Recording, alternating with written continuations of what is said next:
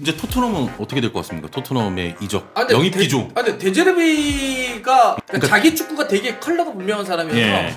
사실 지금은 정리를 빨리 해야 되는 게 막 거기가 감독 몇 명 바뀌고 막 이런 과정에서 약간 거의 혼종이 돼버렸어. 자기 스타일에 맞는 걸로 해야 되고. 그렇지. 난 무한히 텔 같은 애도 정리해야 될 거 아니야. 네, 무한히 얘는 내가 봤을 때 얘는 마음 없어. 아스날 우승에 가서 좋아요 누르는 그런 거 어떻게 되고 있어. 로메로 미친놈 아니야 그거. 로메로. 그런 놈들 빨리 정리하고 하려면 좀 나는 좀 바뀔. 자, 먼저 돈잔치. 프리미어리그 꼴찌가 라리가 우승급이다. 이게 어떤 얘기냐면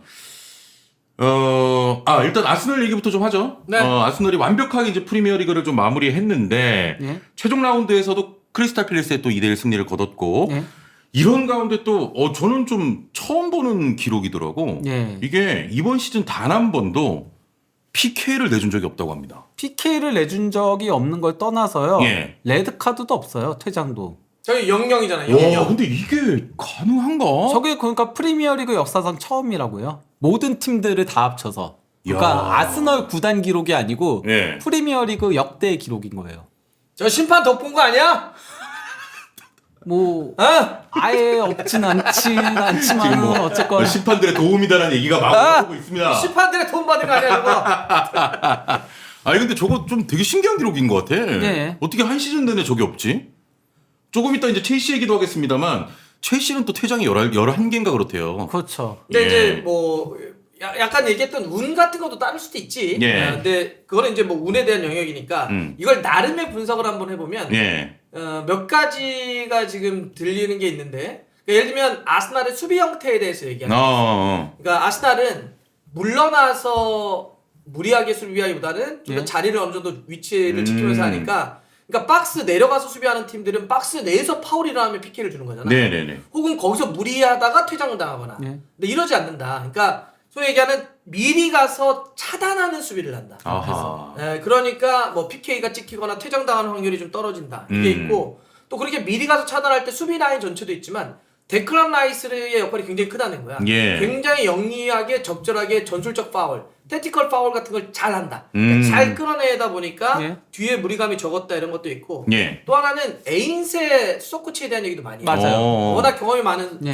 코치인데 에인세 수석 코치가 이 팀의 어떤 그런 부분에 대해서 이야기라든지 규율이라든지 아니면 감정의 어떤 컨트롤 이런 것들을 상당히 얘기를 많이 한대. 예. 그래서 지금 뭐 예를 들면 토트넘은 반대였던 거잖아. 선수들이 막 흥분 아니면 첼시는 더 그래 거리도. 그렇죠. 그러니까 이런 것들이 축구도 몸이 하는 거긴 하지만 마음이 좀 정리정돈이 돼야 되는데 그 에인세 수석 코치가 아스날 선수들에게 이런 감정 컨트롤하는 법을 되게 많이 얘기해 줬대. 되게 중요한가 보다. 그게 지금 흘러나오고 있더라고. 예. 그러니까 뭐 조보 세트피스 코치가 이미 이전부터 유명했잖아요. 예. 그래서 이제 지난 시즌부터 이미 유명했다면은 이번 시즌은 아스날에서 상당히 많이 조명받는 게 이제 에인세 코치인 거죠. 예. 에인세 코치 들어오고 나서 아스널의 수비 자체가 달라졌다. 이런 평가들이 굉장히 많긴 합니다. 예. 에인세가 그 예전에 다이어트를 많이 하는데 맞아요. 맞아요. 맞는데 맨유 지가 옛날에 놀아보니까 이거 있잖아. 놀아보니까 그렇게 할 학생들 필요 쓰레기 없다. 노네들이 야다 놀아봤는데 야 별거 없어야 뭐 이런 거 있잖아. 그 맨유 에인세 맞잖아요. 그렇지 네, 아르헨티나 맨유 에인세. 예. 측면도 보고 야 에인세 맞아요.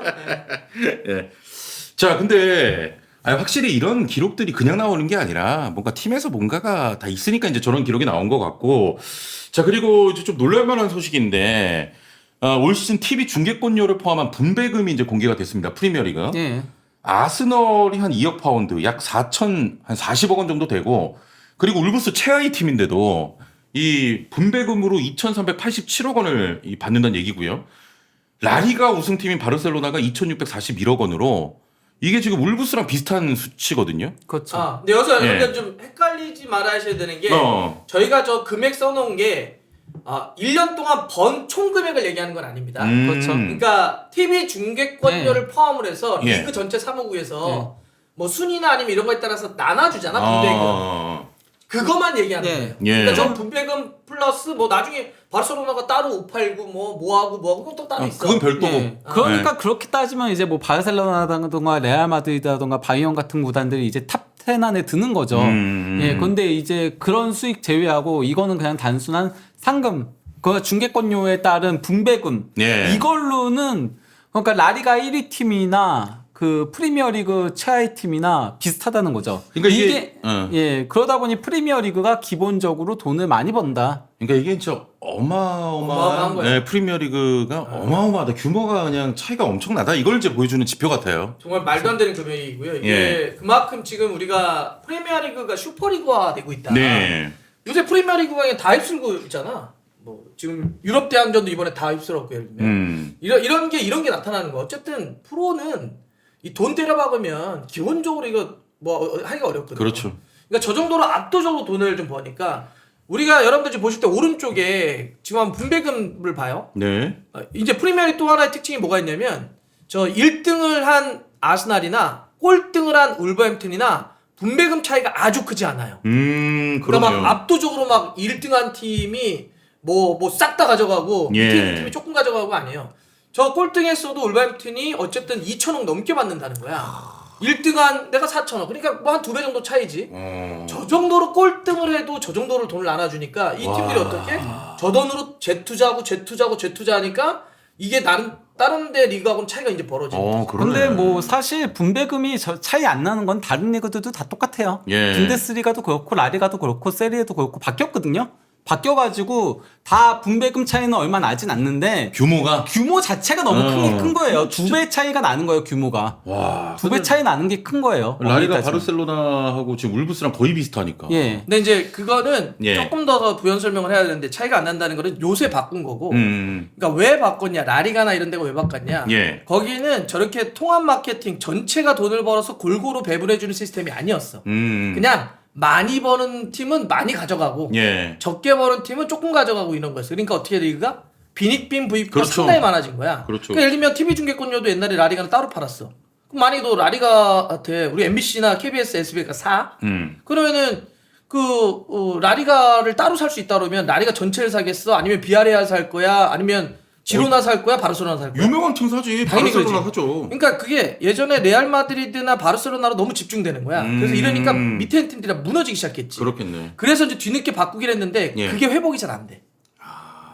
여전히 그 격차가 좀 벌어지고. 그 정책은 하고 있긴 한데. 그렇죠. 여전히. 아니, 바꿨지. 프리미어리그를 보고. 예. 2000년대 중반부터 바꿔 나가기 시작했죠. 근데 진짜 시간 지날수록 차이가 점점 커지는 것 같아가지고. 그러니까 이제 프리미어리그 쏠림 현상. 돈을 계속 그렇죠. 세계 자본들을 막 예. 끌고 오는 거지. 버는 데만 벌고 막 이런 느낌이어서. 자 이렇게 이제 좀 뭐 프리미어리그 뭐 돈 관련된 이야기는 좀 해봤고, 자 지금부터 이제 또 선수 이야기 해보겠습니다. 자 프리미어리그 최고 선수들 부페, 홀란, 라야.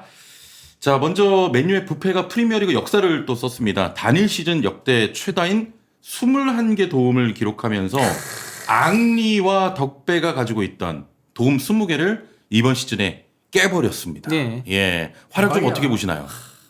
뭐 부페는 사실 이번 시즌 올해의 선수가 거의 확정적으로 예. 보이는 PFA선 이미 탔죠. 21개. 예, PFA에서 탔고 뭐 다른 데서도 탈 가능성 아니 FWA에서 탔죠. 죄송합니다. 예. 거가 기자단 협회에서 탔고 이제 PFA도 유력해 보이긴 하는데요. 이번 시즌 거기다 부페가 21도움 올린 게 더 대단한 기록인 게 어떤 거냐면요. 예. 부페가 첫 7경기에서 도움이 없었어요. 왜냐? 아모림이 3선으로 써가지고. 예, 맞아요. 3선으로 써가지고 그래서 첫 7경기 도움이 없었거든요. 네. 근데 본인이 열심히 끌고 올라오고 캐릭 부임하고 공미로 올라오면서 그렇죠. 그러면서 엄청난 수치를 쌓은 데다가요. 예. 부페의 그 도움 맵을 보면요. 대부분의 도움 맵이 다 페널티 박스 안, 골 에어리어 아니에요.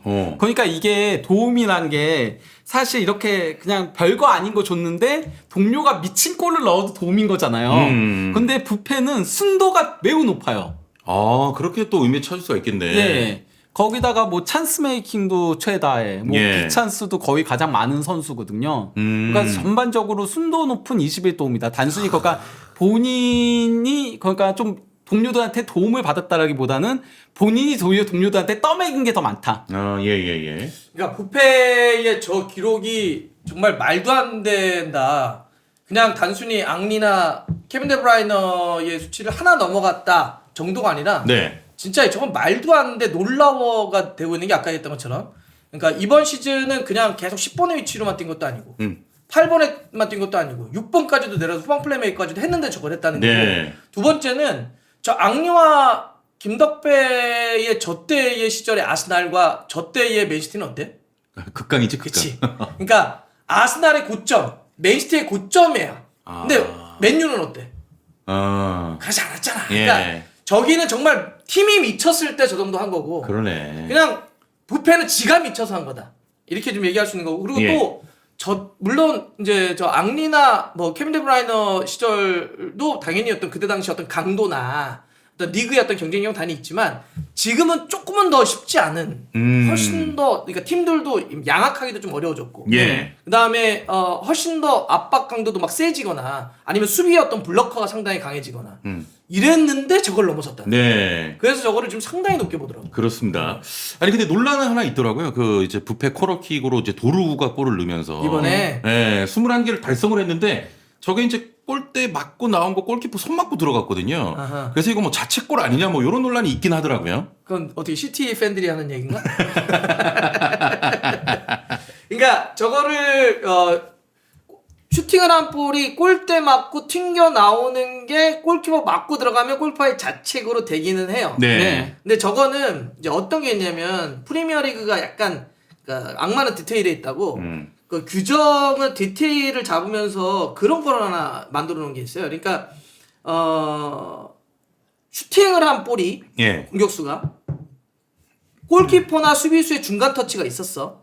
중간 터치가 있었는데 플레이의 본질을 바꾸지 않는다면 그거는 슈팅한 선수의 골과 도움 준 선수의 어시스트를 준 거야. 그러니까 뭐냐면 그러니까 저거는 순간적으로 타닥 맞고 들어가잖아. 예. 그러니까 저런 것까지는 저게 어떤 뭐 크게 영향 이렇게 보기는 어떻게 그냥 그거는 슈팅 때린 선수 도루구의 헤딩 멋진 걸로 해주는 거고 그 전에 코너킥을 올렸던 부표를 해주는 거다. 근데 만약에 조금 다르게 띵 맞고 한 10m 앞에서 다이빙해서 이렇게 넘어갔는데 한참 나오다가 맞고 들어가. 그거는 자체. 근데 저 정도로 타닥하는 건 그냥 골이네. 크게 영향 미치고 하지 말자. 네. 이렇게 해놓은 거예요. 요즘은 그러니까 자책골을 조금 줄이는 추세긴 하죠.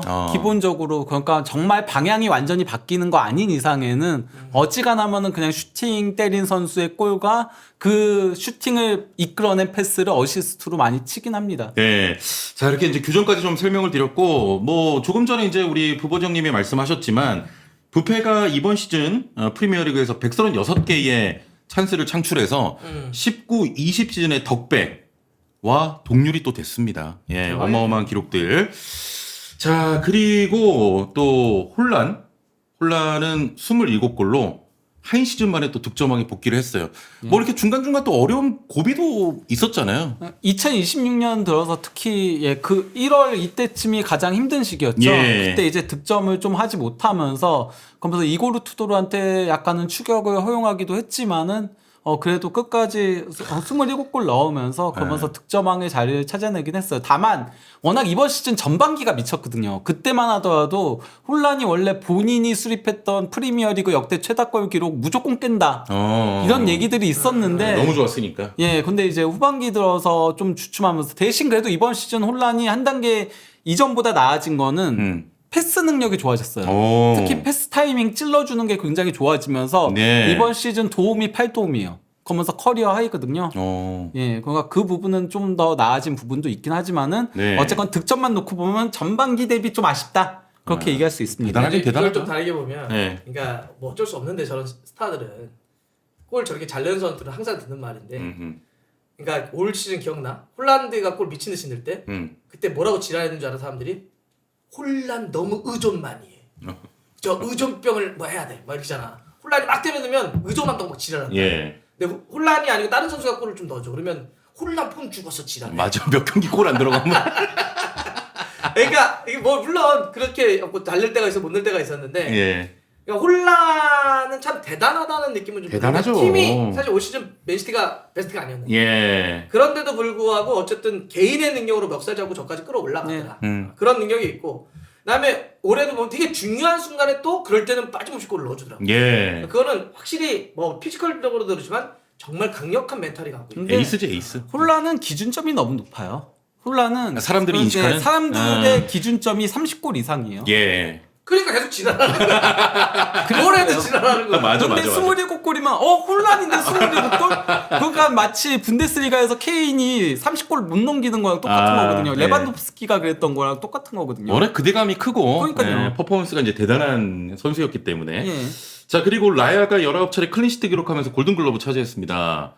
뭐 지금 최근 시즌에 이제 프리미어리그에서 최고 골키퍼 아닙니까? 그렇죠. 예. 지금 새 시즌 연속 골든글러브고요. 그렇죠. 예. 이게 그러니까 왜냐면은 근데 좀 그것도 있긴 해요. 골든글러브 자체가 골키퍼는 약간 스탯으로 평가하기가 쉽지 않은 부분이 있다 보니까 무실점 경기 수로 뽑는 거거든요. 근데 아스널이 최근 최강의 수비팀이어서 그렇죠. 그렇긴 한데 사실 이번 시즌 라야는 무실점 경기 수가 아니더라도 너무 독보적인 활약이었어요. 예. 예, 이번 시즌 아스널 우승에는 라야의 역할이 커서 심지어 시즌 막판에는 아스날 오레이 선수 라야가 맞지 않냐 이런 주장들까지 나올 정도였어요. 그러니까 라야는 이번 시즌 크게 세 가지로 평가할 수 있을 것 같아요. 예. 하나는 말 그대로 스탯, 뭐 그런 얘기했으니까. 두 번째는 아르테타 전술에 있어서도 핵심적인 역할을 하죠. 뒤에서 빌드업을 한다든지 공간을 커버한다든지 이런 게 있었고, 그다음 세 번째는 꼭 이번 시즌뿐만 그런 건 아니지만 아스날 와서, 그러니까 그 전에 있었던 브랜트포드 시절에 체구가 좀 작잖아, 골키퍼 치고는. 그래서 공중볼 캐치 이런 거 좀 약하다 이런 게 있었는데 예. 그런 약점까지도 커버 쳐버린. 그래서 이제는 못하는 게 뭐지? 라고 하는, 이렇게 뭔가 계속 시즌을 거듭하면서 자기의 단점을 커버하는 이런 것까지, 이런 거다 보니까 뭐 좀 최고 아니냐? 예. 받은 거죠. 자, 이렇게 이제 이번 시즌 정말 대활약을 펼친 선수들 살펴봤고, 자, 그리고 또 작별의 시간이 다가왔습니다. 페어웰. 예, 펩가르디올라, 살라, 베실바, 굿바입니다. 자, 일단 뭐 살라와 로버트슨이 이제 리버풀과 작별 인사를 또 했습니다. 뭐 네. 살라는 또 큰절을 올리기도 했고, 후반 28분 또 살라가 살라가 한 게 큰 절이야? 큰절 아니야 이렇게? 그거는 그냥 저 그 이슬람 그거 아니야? 이렇게? 나는 큰절로 봤어요. 다 느끼기에. 예, 저는 야, 팬들에게. 큰절은 우리나라 문화지.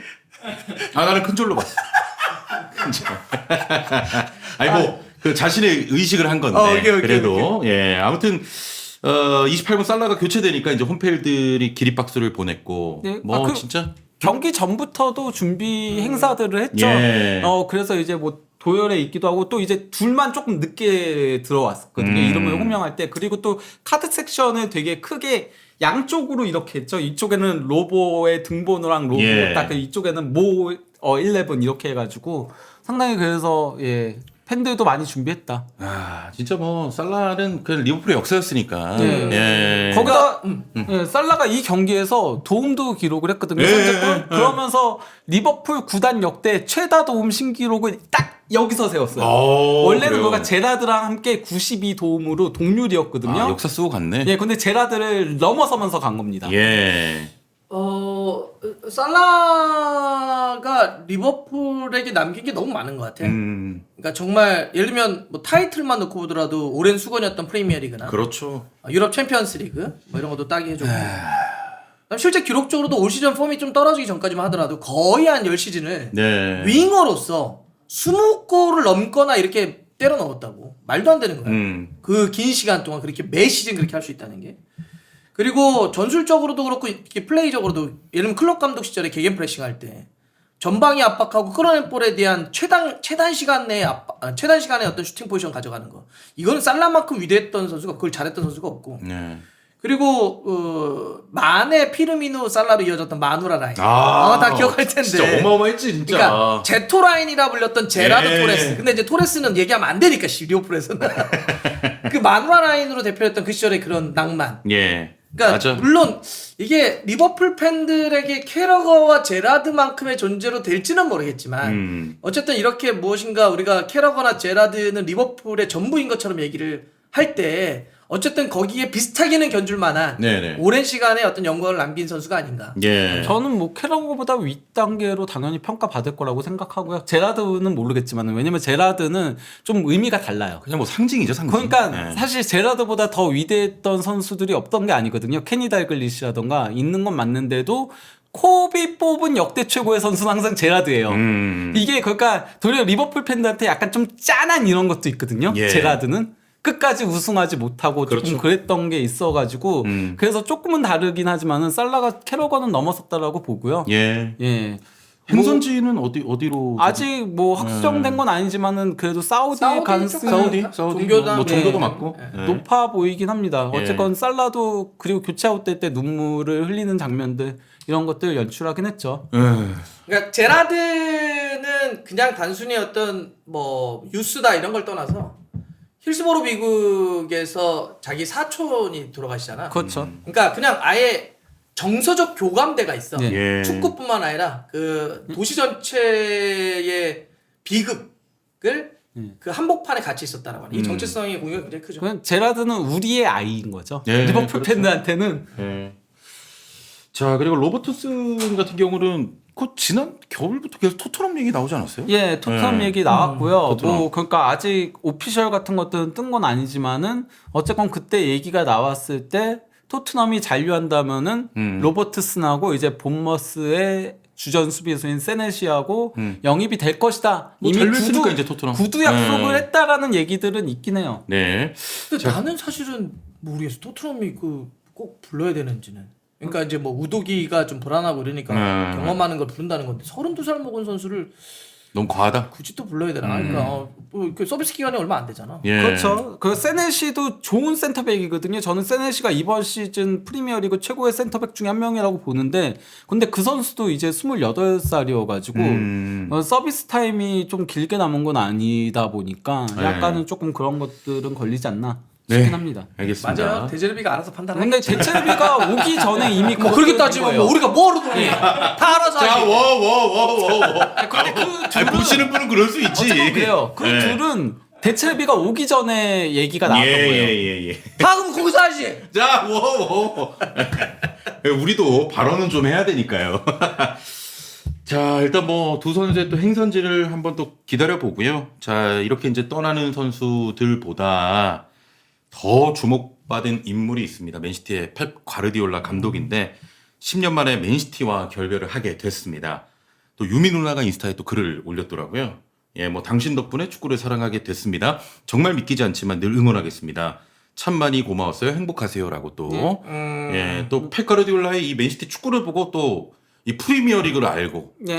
되게 즐기면서 즐거워하셨던 분이 상당히 많으니까. 예.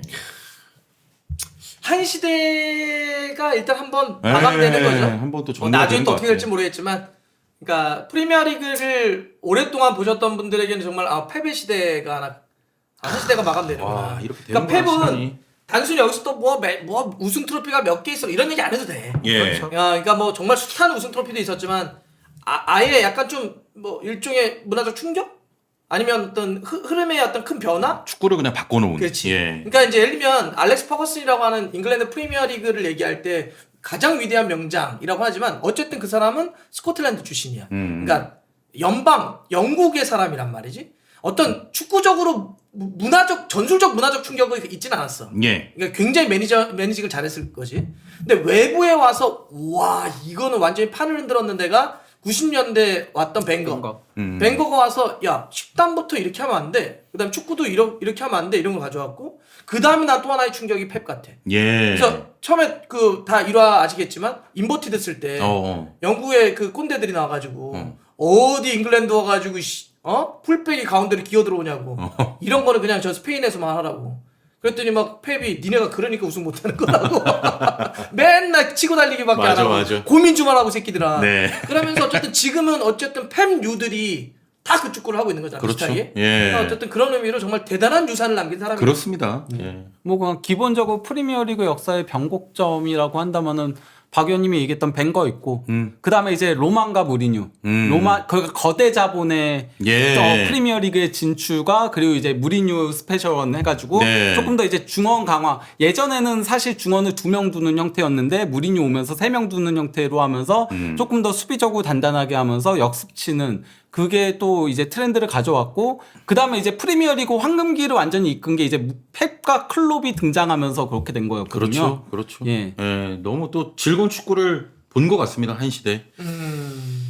그리고 이제 베실바도 나중에 베실바? 예. 베실바도 베실바도 이제 작별 그렇죠. 인사하고 저렇게 울더라. 이제 예. 펩 가르디올라랑 껴안기도 하고. 펩도 같이 울었죠, 저때. 예. 베실바 울 때. 교체 아웃 시킬 때 그런 거고, 교체 아웃 나갈 때, 이제, 아스톤 빌라 선수들도 같이 마치 가도바노 하듯이. 이렇게 박수 치면서 양쪽으로 이렇게 서가지고, 베실바 나가는 길을 배웅을 해줬습니다. 저 위치에 이강인 가면 안 되나? 같이 왼발 잡이고. 아씨. 예. 이렇게 또 좀 한 시대가 가네 또.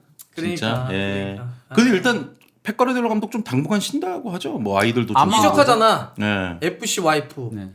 아마 쉴 거예요. 근데 과르디올라 감독은 쉬는 기간에도 아마 전 세계 돌아다니면서 축구 공부할 겁니다. 네. 왜냐면은 전에 바르셀로나 그만두고 1년 휴식할 때 그때 미국 다니면서 뭐 NBA라던가 이런 예. 것들 전수 실제 그래서 감독들하고도 친해요. 마술라 감독이라던가 그 보스턴에. 근데 나는 이번에는 쉴 것 같아. 그냥 푹 쉴 것 같아? 아내랑의 그런 일도 있어서. 그러니까 진짜로. 그리고 쉬는 게 맞아. 저라면 진짜 번아웃. 그러니까 너무 유명하잖아. 미친 듯이 그렇죠. 공부하고 전 세계 쫓아다니면서 막 공부하고 아는데 예. 상황도 그렇고 말하는 것도 그렇고 이번에는 그래도 최소한 한 1년은 그냥 좀 쉬어야 되는데. 축구 보지 말고 아. 맛있는 거 먹고 빠이야 맛있다고 스페인 가면 그거 먹고 이렇게 하면 되지. 좀 쉴 때 쉬어야 돼 진짜. 맞아. 예. 자 이렇게 또 한 시대가 또 지나가는 것 같습니다. 자 그리고 이제 프리미어리그 계속 이야기 좀 나눠 보면 결국 이번 시즌은 첼시가 좀 폭망을 했고요. 예. 웨스트햄 강등했고 예. 그리고 본머스와 썬더랜드는 유럽 대항전에 또 진출을 네. 했습니다. 일단 첼시 이야기 좀 해볼까요? 결국 11호 마무리했고. 예. 썬더랜드와의 맞대결에서 진 거죠. 예.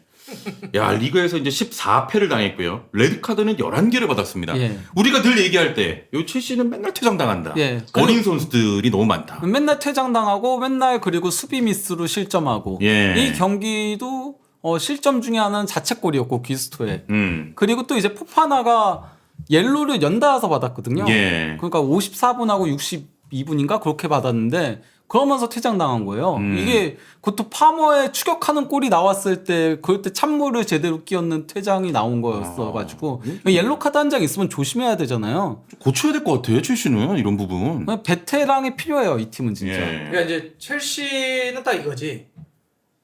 잠재력 도르. 그놈의 그렇죠. 맨날 어린 잠재력과 선수들. 예. 가능성과 미래 얘기만 하다가 현재가 없는 새끼들이 돼버렸어. 맨날 잠재력이래. 씨. 그러니까 이게 물론 그렇게 유망하고 막 힘을 모아줄 에너지 넘치고 이런 젊은이들 필요하지만 팀이라고 하는 게 중심을 좀 잡아주는 그럼요. 선수들이 필요한데 그게 없으니까 퇴장도 당하고 그게 예. 없으니까 리더 부재하니까 뭐 경기 도중에 기복 심하고 무너질 때 무너져버리고 뭐 이렇게 되는 거지. 심지어 그러니까 첼시는 그동안 감독도 그러니까 블루코가 인수한 이대로는 감독도 경험 없는 감독들이었거든요. 예. 로세니어도 경험 없는 감독이었고 그전에 마레스카 그래도 마레스카는 물론 성과를 냈지만은 그리고 포터도 사실 경험이 부족한 포터. 감독이었잖아요. 다 예. 그러니까 조금 모험수를 던지다가 도리어 그것 때문에 좀 고전하면서 블루코가 인수하고 나서의 성적이 챔피언스리그 나간 게 지난 시즌 4위 해가지고 이번에 나간 게 유일해요. 예. 나머지는 12위, 6위, 그리고 4위 지난 시즌 그리고 이번에 또 10위. 그렇죠. 예. 굉장히 안 좋은 거죠. 로마 때는 상상도 할 수 없는 성적이죠. 그러니까 약간 미국 자본이 이걸 FM으로 인식한 것 같아. 그러니까 아무래도 우리가 이제 머니볼 야구로 대표되는 뭔가 수치 계산하고 돈 투여하고 막 이런 거 있잖아. 그러니까 딱 느낌이 그래. 그게 굉장히 강했던 것 같아. 예. 그 예. 인식이야. 해서 미래에 얼마 벌고 뭐 하고 투입하고 새로 바꾸고 뭐 이런 식의. 근데 이 실제 축구는 FM이 아니잖아. 그렇죠. 거기서 약간 미스가 있잖아. 예. 그래도 그래서 이제 본인들 축구 잘 모른다는 걸 인식해서인지 이번에 알론소를 그냥 헤드 코치가 아닌 매니저로 그렇죠. 데려왔으니까 아예 대놓고. 뭐부터 만져야 돼, 첼시는? 알론소 감독 딱 이제 오니까 뭐부터 만져야 될 것 같습니까? 나는 이제 예를 들면 이제 딱 아주 안으로 들어가면 일단 수비력부터 빨리 예. 점검해야 될 것 예, 같고. 그리고 그다음에 첼시의 어떤 정체성이나 선수단의 어떤 그 방향을 잡아줘야 되겠지. 그러기 위해서는 산만한 선수단을 좀 정리를 해야 됩니다.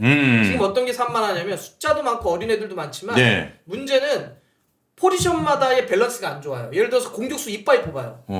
수비수들은 계속 안 뽑아. 예를 들어서 포지션마다의 이 균형도 빨리 잡아야 된다. 그러니까 뭐 숫자를 줄여라 이런 것도 있겠지만 그 밸런스를 빨리 조정시키는 거. 예. 그다음에 뭐 나이나 경험도 좀 조정시키는 거. 예. 이런 조정을 좀 해야 될 것 같아요. 예. 근데 뭐 알론소 감독 같은 경우는 사실 이 감독이 유망주들도 잘 키워내긴 하지만 젊은 선수들도 잘 쓰긴 하지만은 결국 레버쿠젠에서 무패 우승했을 때 했던 게 코어에는 베테랑들을 쓴 거거든요. 사실 자카가 오면서 무패 우승을 예. 했던 거예요. 그렇기 때문에 아마 알론소 감독은 이런 거 알고 있을 거기 때문에 분명히 코어에는 베테랑을 한 명 정도는 데려오지 한두 명 데려오지 않을까 싶은 생각은 들긴 합니다. 네. 예. 잘하겠지 뭐. 김민재 알론소. 맞아 김민재. 김민재 맞아 김민재.